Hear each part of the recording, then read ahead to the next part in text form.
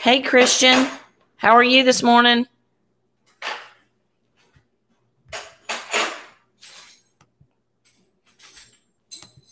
Hi, I'm doing quite well. How about yourself? Oh, I better turn my volume up. I can't hear you. If you're speaking to me, I apologize.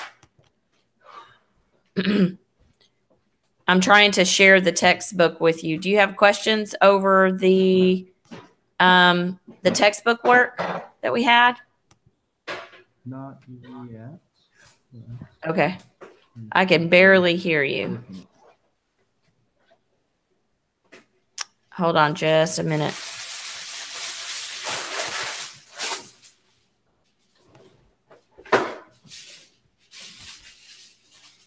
What was it? 3 through 33? Odd.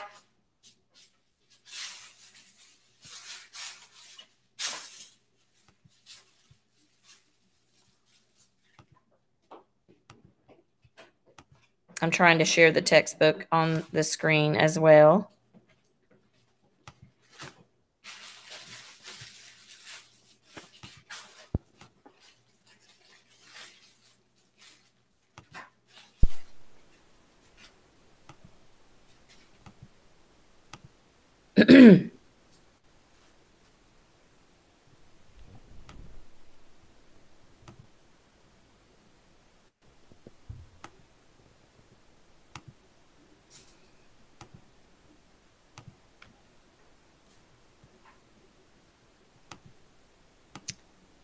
Do you want me to just start at number 3, or do you have a specific question?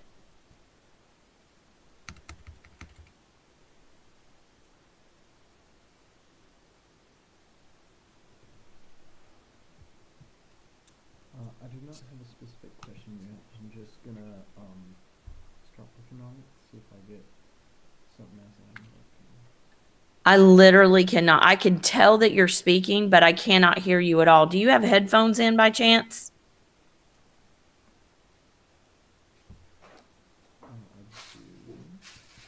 do.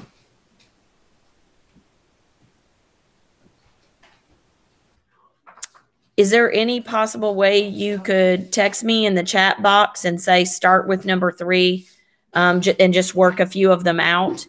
Or just tell me where you want me to start, or maybe I'll just start with number 3 and then toggle back and forth between the text box and that.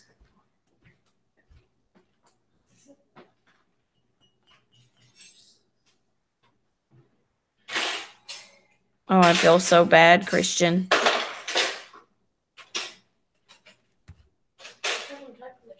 I know. I'm trying to have him do that. Can you hear me okay?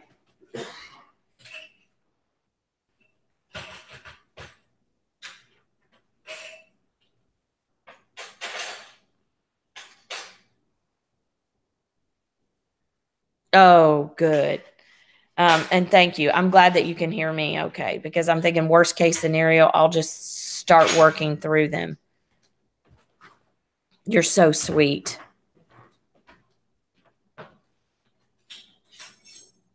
I'm just going to start working, and then I'll toggle back and forth.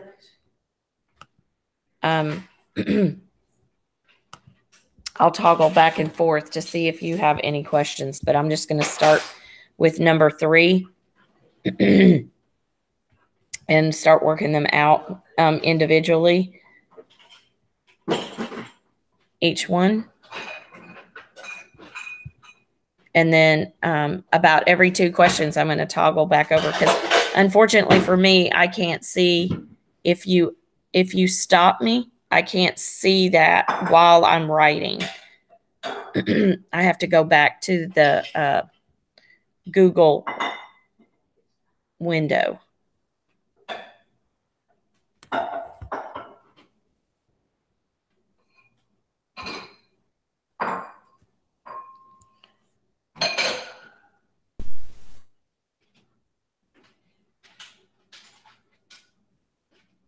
Did we did start with 3, right?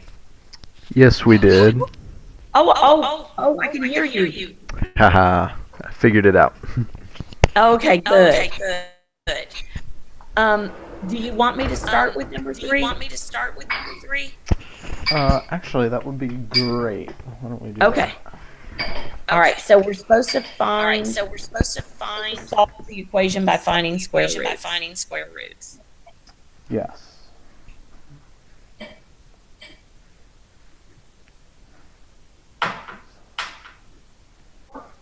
No.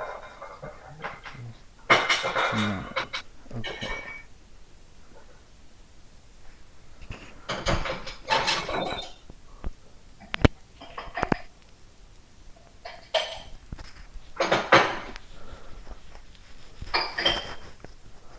Okay, so on this first one, we're going to factor it at the top. Okay. So this is a perfect square. X plus 2 squared equals 9. So now we're going to take the square root of both sides. Does that make sense to you? I don't want to move on if it doesn't. Yes, it does. Okay. Because take the square root. So plus or minus 3. And then I'm going to subtract 2 from both sides to get x all by itself. And over here, I would have minus 3 minus 2, which would be a negative 5. Or I would have a positive 3 minus 2, which is going to be x equals 1. Yes, that makes sense. Okay, good. Because the first ones are really, it's a throwback to good old perfect square factoring. Yay, right? Yeah. Every student loves to factor. Okay, so number 5. We have n squared plus 16n plus 64 equals 36. So the n squared plus 16n plus 64 is a perfect square trinomial of n plus 8, because I factored it, and that's what it would be, squared equals 36. So that's what I want to do. I want to go ahead and factor that into that perfect square. And then I'm going to take the square root of both sides. So that's going to be n plus 8. That's a nice n, Miss Sparks. Equals plus or minus 6. So now I'm going to subtract 8 from both sides. That gives me n equals, and then if I had a plus 6 minus 8, that would give me a negative 2. And if I had a minus 6 and a minus 8, that would give me a negative 14. Yes, that makes sense. Okay. And now we'll move on to number 7.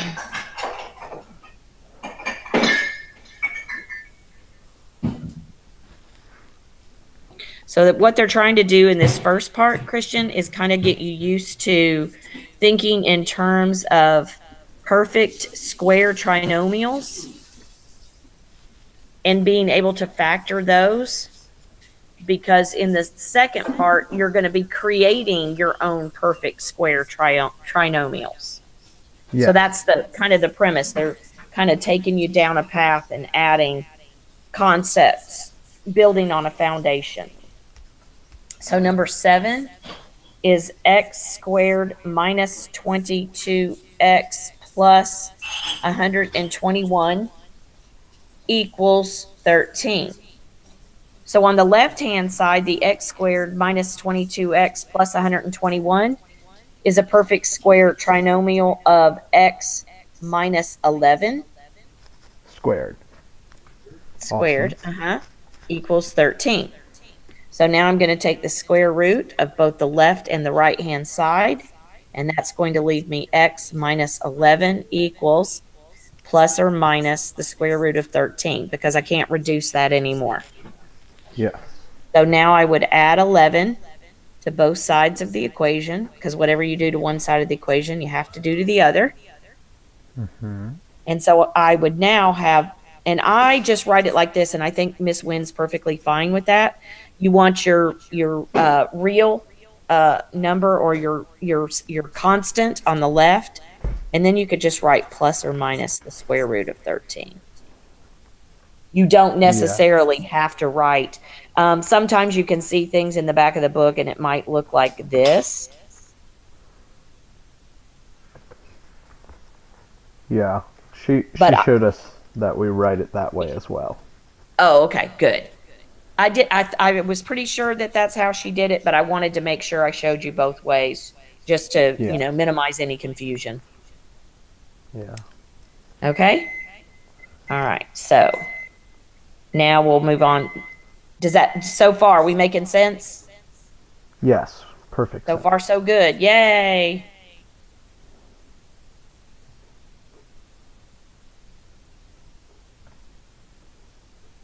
And now number 9.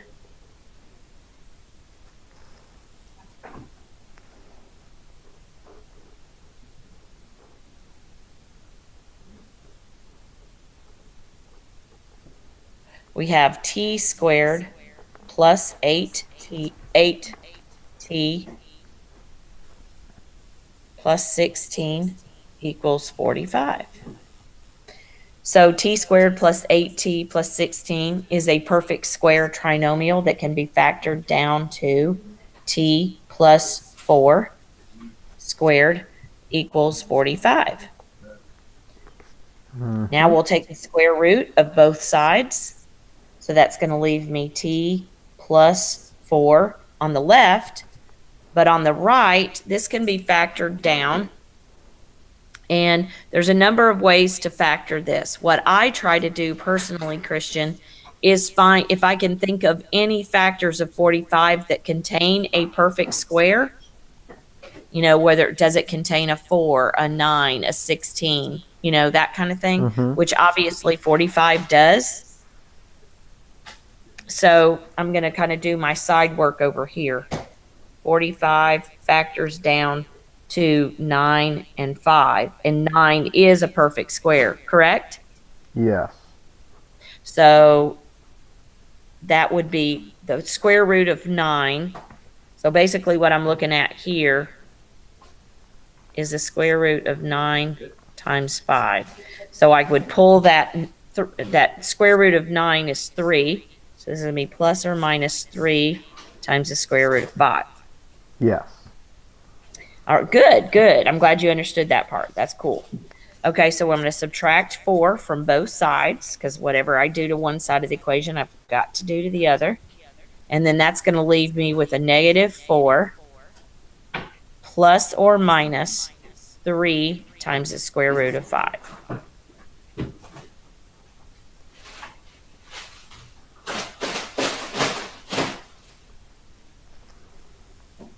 So yay, right? Yeah.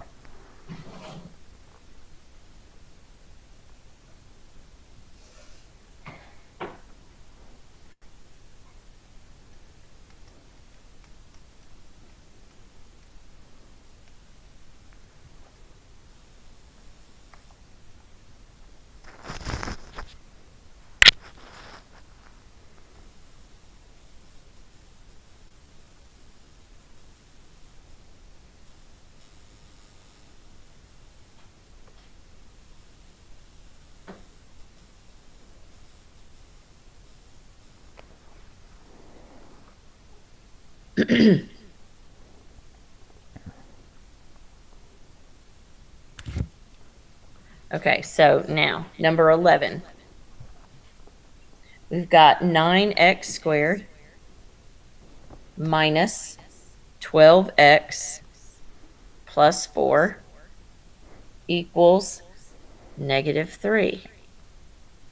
Looks like we might get to play with some imaginary numbers. Yay. The left-hand side, 9x squared minus 12x plus 4, is a perfect square trinomial of 3x minus 2. Because the square root of 9 is 3, the square root of 4 is 2. And if I take 3 times 2 times a negative 2, that's negative 6. So that would combine to give me this middle number.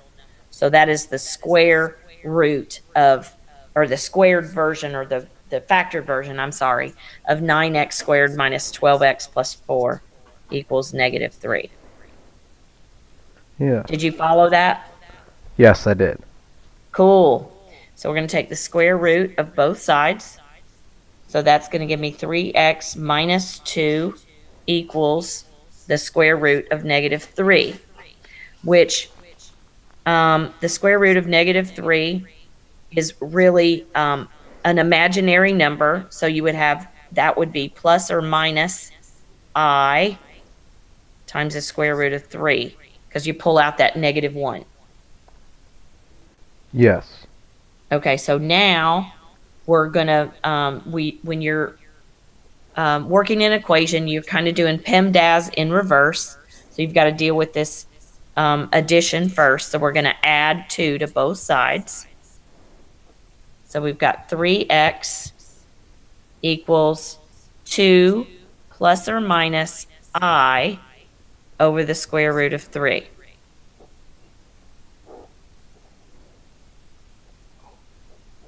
But now I still have that 3 connected to my variable, so I've got to deal with that.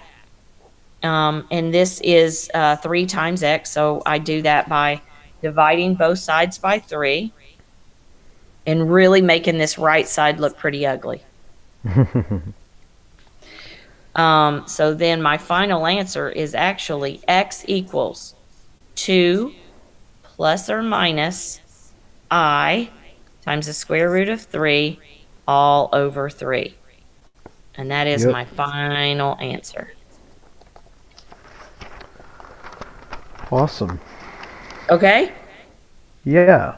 Makes perfect All right, sense. good. So we're doing good so far, understanding everything, correct? Yes. Awesome. Love to hear that. So what they're trying to do is they walk you through homework in the textbook. It's kind of cool. They're gradually taking you and building on the foundation of that prior problem. So just working on those concepts like, okay, we've got this nailed down. Now we're going to move on to that next piece.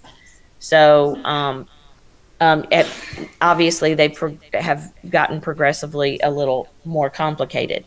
Now what they're doing in this next section is they're kind of introducing a new thought in the fact that we're going to be completing the square. But what they want you to do first, remember on numbers 3 through 11, we, on the left-hand side, we had all these perfect square trinomials that were really easy to factor, right? Because we could, well, yes. you know, number 11 had its own personal challenges, but we could do it, right? But so what we're trying to do in numbers 13 through 21 is actually create that constant that will make it a perfect square trinomial. Yes. Okay? So on number 13, so let's take a look at this. On number 13, we've got x squared plus 6x plus c. So what they're asking us is what value for c would make this a perfect square trinomial? That would be 9, correct? Yes, perfect. So c would be 9. So c equals 9. And what would the perfect square trinomial, what would it then factor to? So if I have an x squared plus 6x plus 9, what would that factor to? X plus 3 squared? Yes. Perfect. You are rocking. You're doing Thank great. you. Good job. Okay, so number 15, you have x squared plus 20, oh, I'm sorry, minus 24 plus c.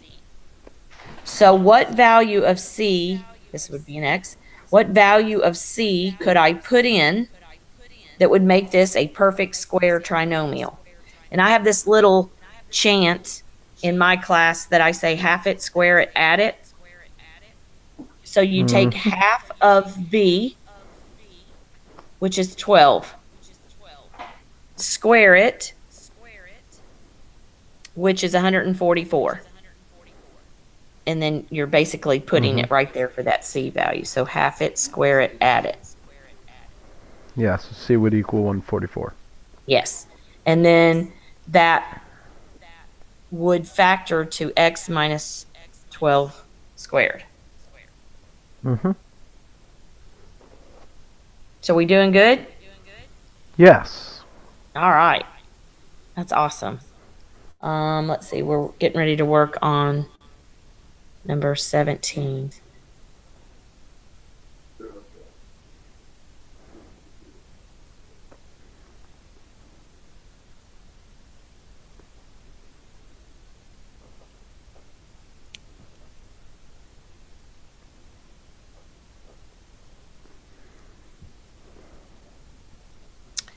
It is x squared minus 2x plus c. So what value of c? Once again, half it, square it, add it. So half of negative 2. Would be negative 1. And negative 1 squared is? Positive 1. Right. So you would have it'd be x squared. So c would equal 1. Mm-hmm. And then this would then look like x squared minus 2x plus 1. Mm-hmm. And it would factor to x minus 1 squared. Yes. Yay.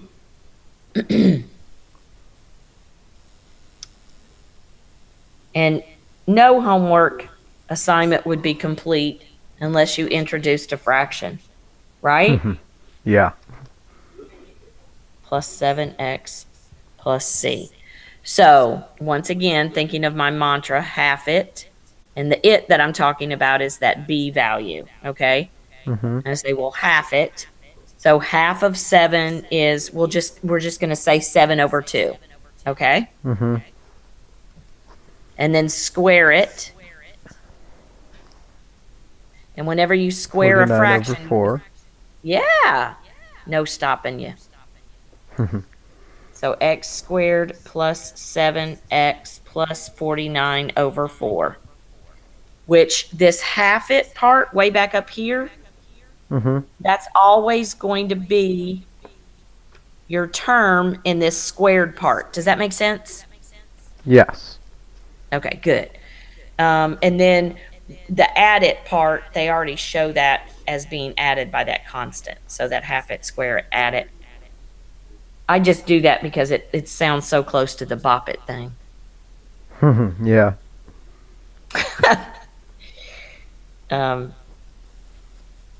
So I think that's why I do it.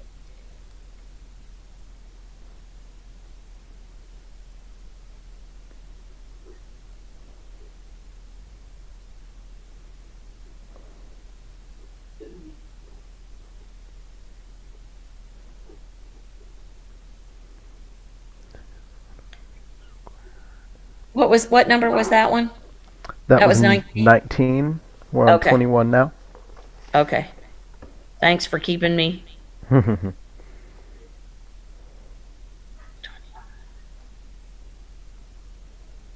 right. Is this helping? Yes, it is. Praise the Lord. Okay, so we have x squared minus x. Oh, we get fractions again. Yay. Plus c. So half of negative 1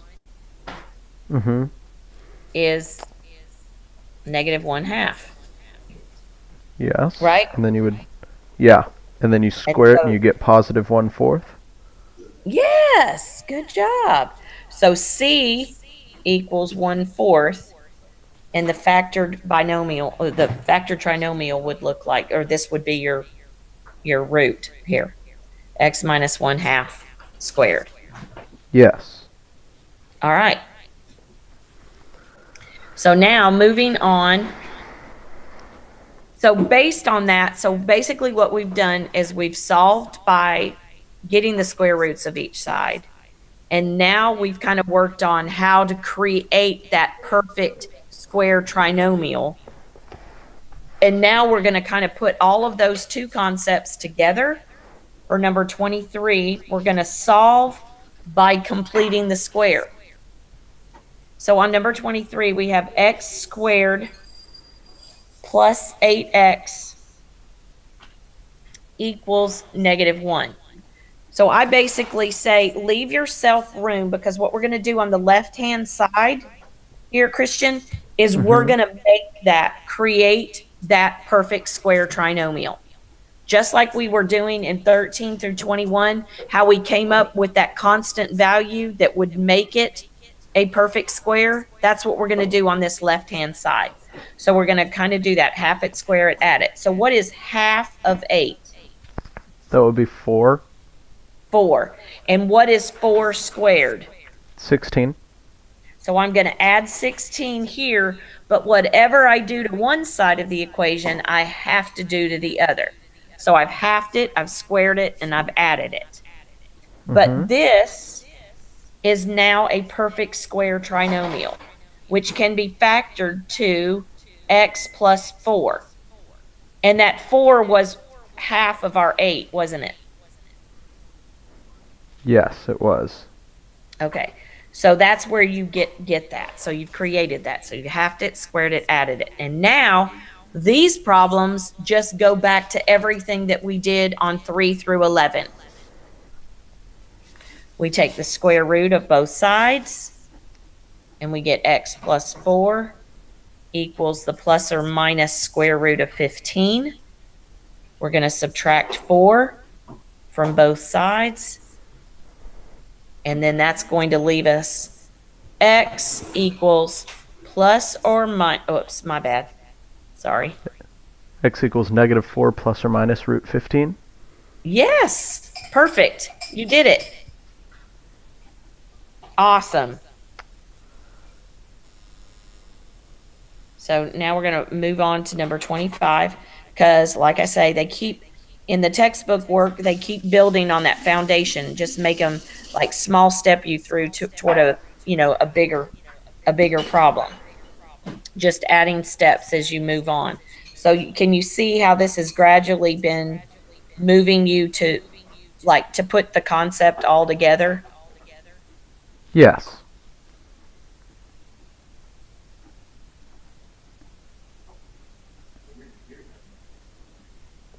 Yes, I can see that. Okay, good. Awesome.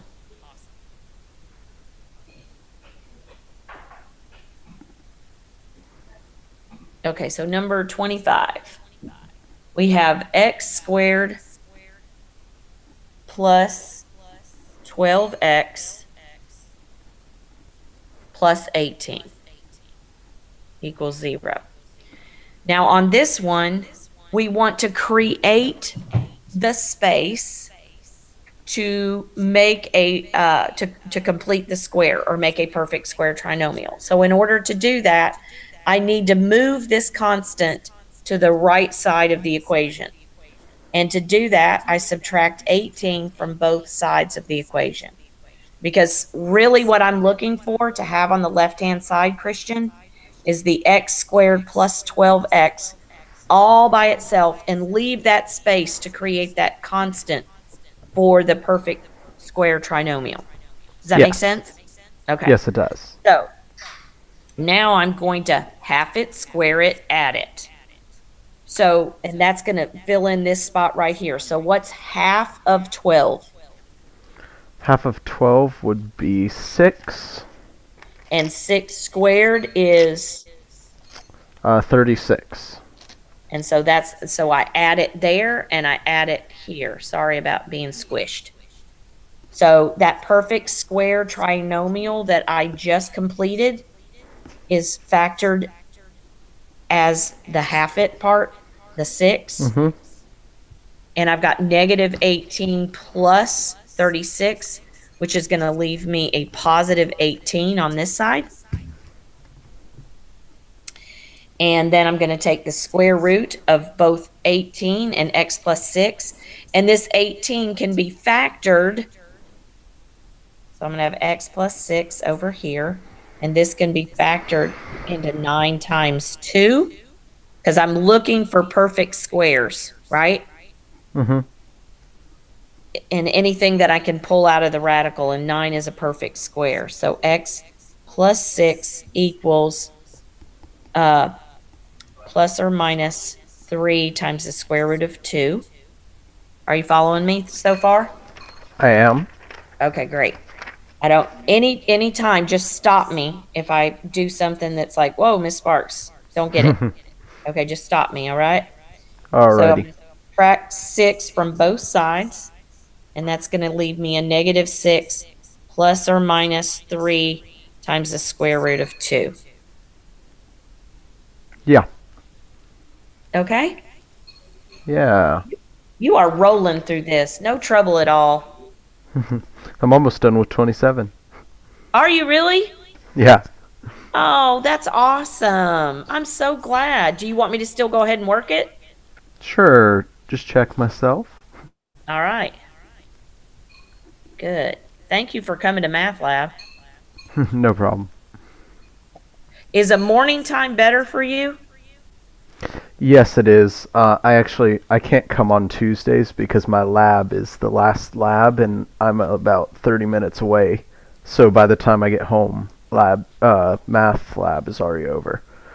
Okay, about what time do you get home on Tuesdays? On Tuesdays, I would say about, I don't know, 2:30 to 3.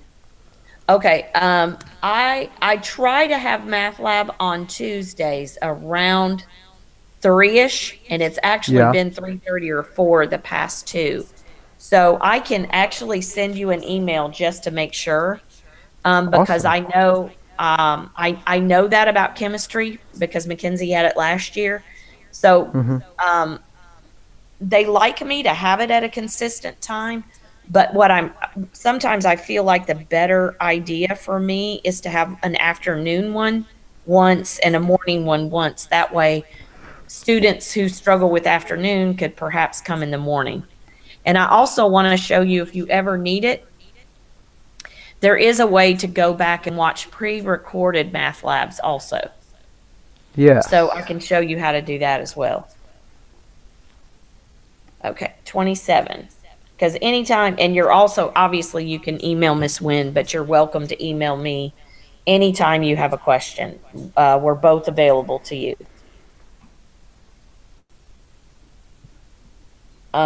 Okay, so x squared minus 2x plus 25 equals 0. Okay, so once again, I want to create that space to complete the square, so I've got to get rid of the constant that I have there now. So I'm going to subtract 25 from both sides. Mhm. And so that's going to leave me x squared minus 2x equals negative 25. And what I've done here to the left is leave myself space to half it, square it, add it. So half of negative 2 is negative 1, and negative 1 squared is 1. Mhm. So I've got x minus 1 squared here. And whatever I do to one side of the equation, I have to do to the other. So over here, I'm going to add that same 1, and now this is going to leave me a negative 24 on this side. So now I'm thinking in terms of, I've got to factor, this is going to be an imaginary number, this 24, because inside, if I'm taking a square root of both sides, inside this radical, that's going to be negative 1 times, because I've got to get rid of that negative, that's going to be my imaginary number, times 4 times 6. So then I've got x minus 1 squared. So I've got a perfect square in this number, so that's going to be 2. And then this is my imaginary number. So I've got plus or minus 2i times the square root of 6, or root 6. Oh, oops, and this was a square. I'm sorry, I wrote squared here, and I didn't need to, because I've already taken the square root of that side. And now I'm going to add 1 to both sides, so I can isolate my variable. So I've got x1 plus or minus 2i times root 6. How'd you do? I got it exactly right. You go. That's awesome. I love to hear that. That's Yeah. great. All right, so moving on to number 29. Have you already got it done? I have not. Okay.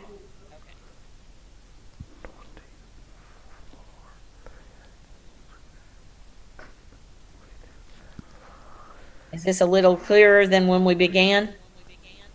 Yes, it is. Praise the Lord. I love that. Love light bulb moments. That's why I tell my classes we're all learning and growing.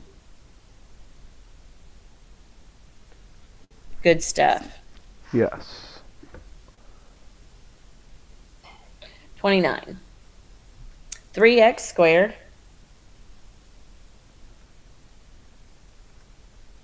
plus 42x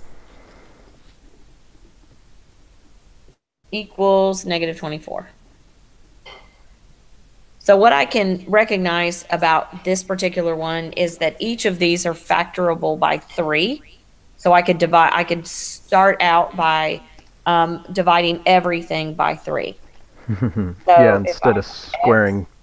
Squared plus, and then let's see, 3 goes into that 14 times. Is that right? I believe so. 14x. And then this is going to be a negative 8. No, So it doesn't. now It doesn't go in evenly, I don't think. to 3 Oh, into 42. yes. I did 41. Ah, There you go. Yeah, Yeah. 14 times. okay. All right, good. Yeah. A good divisibility rule for 3 is if you take the digits and you add them together, and it is something that is a factor of 3, or not a factor of 3, but a multiple of 3, then it in fact will do it. So like 4 and 2 add up to be 6, and I know that 6 is a multiple of 3. So that's a good divisibility rule for 3. Yeah. I don't know if you've Yeah. ever learned that one before or not. But now we've got a little bit of a prettier equation, much easier to half it, square it, add it with. So half of 14 is 7. 7, And then 7 squared is, 49. yes, so we're going to add 49 to both sides. So the half it part was the 7. So that's our binomial factor of that perfect square trinomial. And then we've got 49 minus 8, which is going to give us 41. So there's your 41 that you were looking for. Yes. It showed up. And now we'll take the square root of both sides.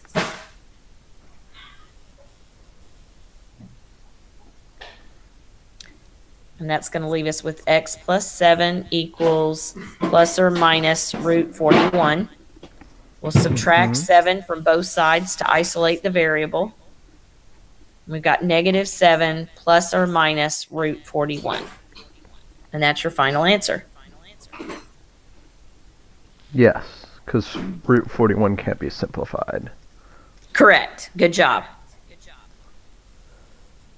All right.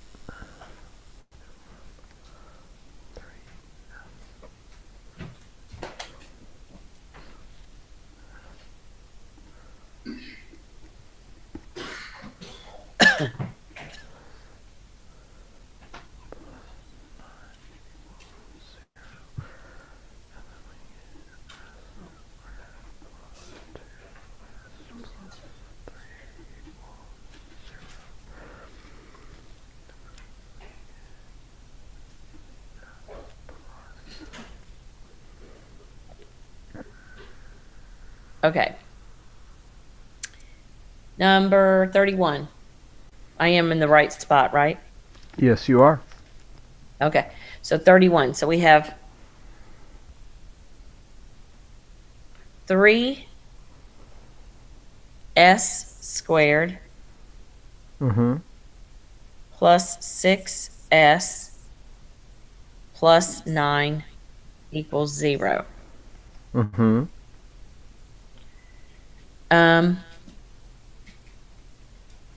And then, so now what we're going to do is we can divide the whole thing by 3 or pull out a factor of 3, which that's Mm-hmm. going to leave us s squared plus 2s plus 3 equals 0.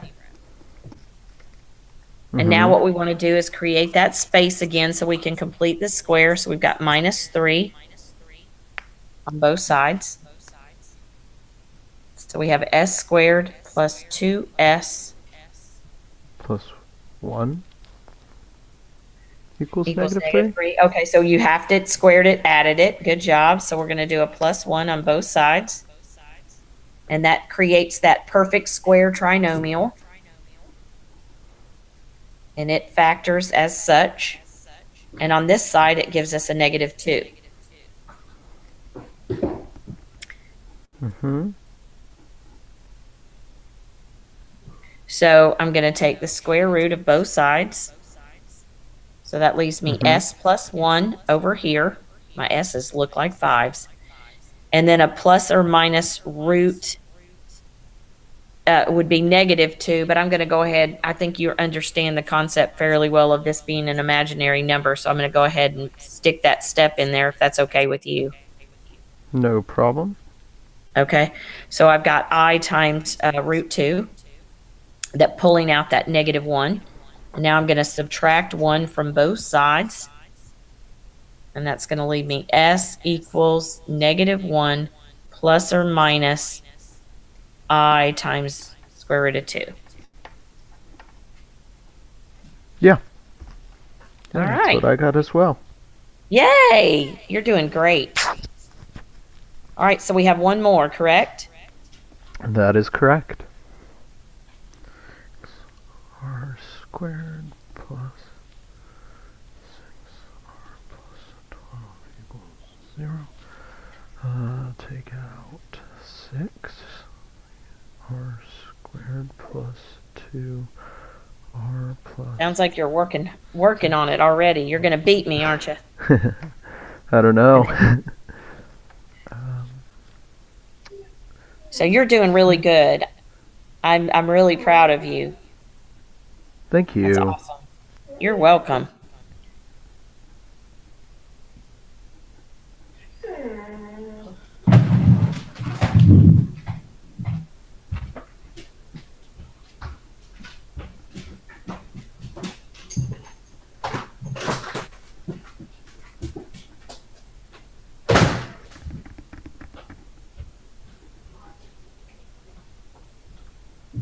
I'm sorry. My dog thinks that I'm talking to her.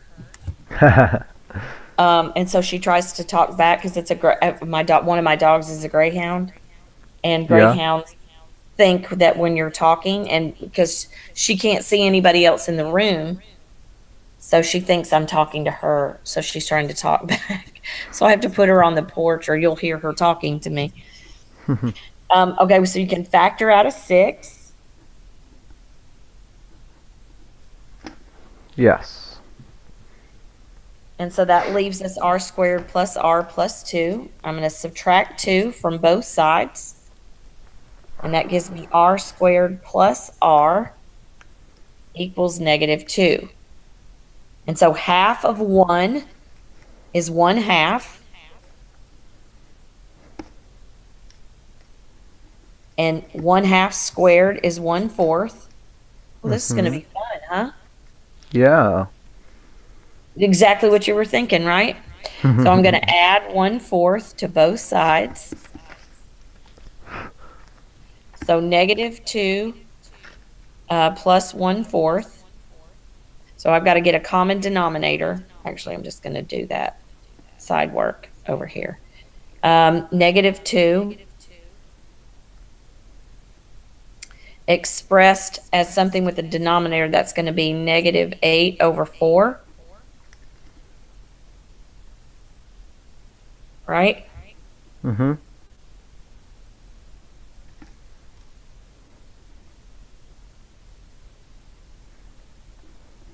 Plus 1/4. So that's going to give me negative 7 over 4. Yes. Okay, so you that's what you got too? So now I'm going to Yes. take the square root of both sides, and that's going to give me r plus 1/2 equals, and then I'm going to have, technically, remember, if you have a square root of a fraction, you can actually take the square root of the top Over the and the square square root of the root of the bottom. bottom. So I I would do. have I times the square root of 7 all over 2. Yes. Does that make sense? Yes, that's what I got as well. Yay! And it would be plus or minus right here. Okay? So now I'm going to subtract 1/2 from both sides. So I have r equals negative 1/2 plus or minus I times root 7 all over 2. Yep. And that's your final answer. As ugly as it is, that is your final answer. That's exactly what I got. Well, good. That's awesome. I love that. Yeah. So, Thank you so much. hey, not a problem at all. Thank you for coming to Math Lab. No problem. Have a great You day. have a blessed day. Take care. You as well. Bye-bye. Bye.